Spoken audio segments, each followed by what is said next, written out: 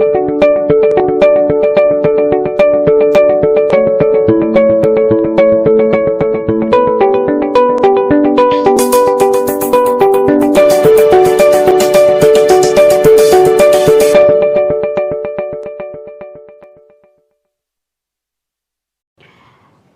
Tuhan yang ketiga melarang kita untuk menyebut nama Tuhan dengan sembarangan. Menyebut nama Tuhan dengan sembarangan itu yang seperti apa, Pak Pendeta? Mungkin bisa diberikan contoh-contohnya. Terima kasih. Jangan menyebut nama Tuhan dengan sembarangan. Terjemahan yang lain bilang jangan menyebut nama Tuhan dengan sia-sia. Nah, seperti apa itu? Banyak penafsir Alkitab memberikan contoh-contoh pelanggaran terhadap hukum jangan menyebut nama Tuhan dengan sembarangan ini. Misalnya, mencaci maki atau menghujat atau mengutuki Tuhan. Yang misalnya dalam Imamat pasal 24 ayat yang ke-10 sampai 16 juga ayat yang ke-23. Orang-orang yang memaki, menghujat, mencaci Tuhan, mengutuk Tuhan itu sebenarnya melakukan dosa ini. Kedua, contoh kedua adalah bersumpah demi dewa atau ilah lain, atau berdoa kepada dewa atau ilah lain. Dalam Keluaran 23:13 dia bilang, dalam segala hal yang kufirmankan padamu haruslah kamu berawas-awas. Nama Allah lain janganlah kamu panggil. Janganlah nama itu kedengaran dari mulutmu. Tentu maksud dari ayat ini bukan sekedar menyebut, bukan. Tapi maksudnya adalah berdoa kepada Allah lain atau bersumpah demi Allah lain atau menunjukkan penghormatan kepada Allah lain. Pada saat yang bersamaan, ya itu merupakan pelanggaran hukum satu dan hukum yang kedua. Jangan ada padamu Allah lain ini, jangan menyembah dan juga termasuk jangan mengucapkan kata-kata yang sembarangan atau jangan menyebut nama Tuhan dengan sembarangan. Lalu juga contoh berikutnya adalah bersumpah dengan menggunakan nama Tuhan, tapi ternyata sumpahnya itu sumpah palsu. Alkitab tidak mutlak melarang orang bersumpah. Makanya kalau di pengadilan pun kita boleh bersumpah. Tetapi sumpah palsu yang didasarkan atau dilakukan atas nama Tuhan, sudah menyebut nama Tuhan tapi ternyata sumpahnya palsu, itu bisa dianggap sebagai menyebut nama Tuhan secara sia-sia atau sembarangan.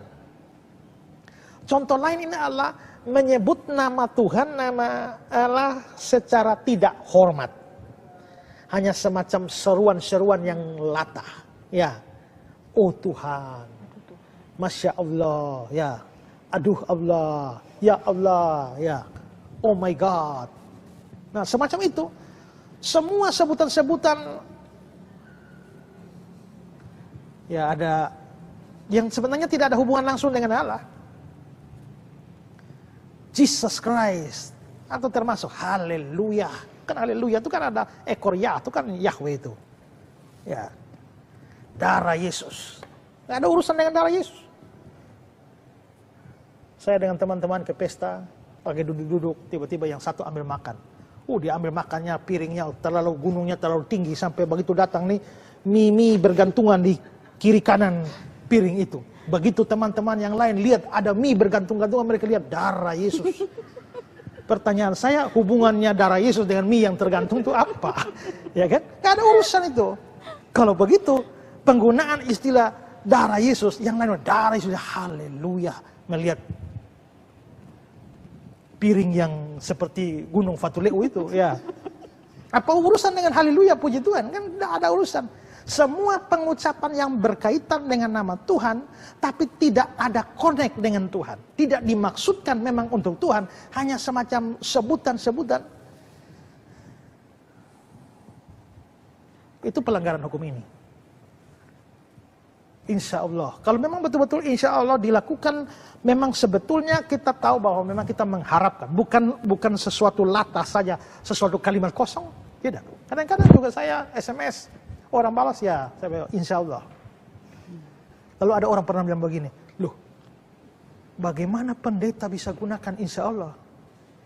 Ya, insya Allah itu bukan bahasa Islam, itu bahasa Arab. Orang Kristen di Arab pun menggunakan insya Allah. Kalau di Indonesia, orang nama Abdullah pasti Islam. Tapi kalau di Arab sana kan Abdullah juga bisa Kristen, kan Abdullah. Abdinya Allah, abdi itu hamba. Ya, Allah ya Allah. Jadi Abdullah itu artinya hamba Allah, hamba Tuhan. Jadi orang Kristen pun bisa namanya Abdullah. Assalamualaikum, waalaikumsalam. Itu juga bukan punya Islam itu punya Arab. Orang Kristen Arab pun itu menggunakan yang sama. Ya, jadi itu contoh-contoh, boleh ditambah lagi misalnya orang kalau beribadah tapi nyanyi-nyanyi kan. Ya. Amin, haleluya. Itu kan ngomong nama Tuhan itu. Tapi sebenarnya pikirannya tidak puji Tuhan, pikirannya di lain tempat. Amin, haleluya. Dia ingat sapinya, dia ingat babinya di kandang. Oh, kalau begitu artinya dia mulutnya mengucapkan haleluya, tapi pikirannya pada babi, ya berarti dia mengucapkan nama Tuhan secara sia-sia, sembarangan. Nah, itu contoh-contoh.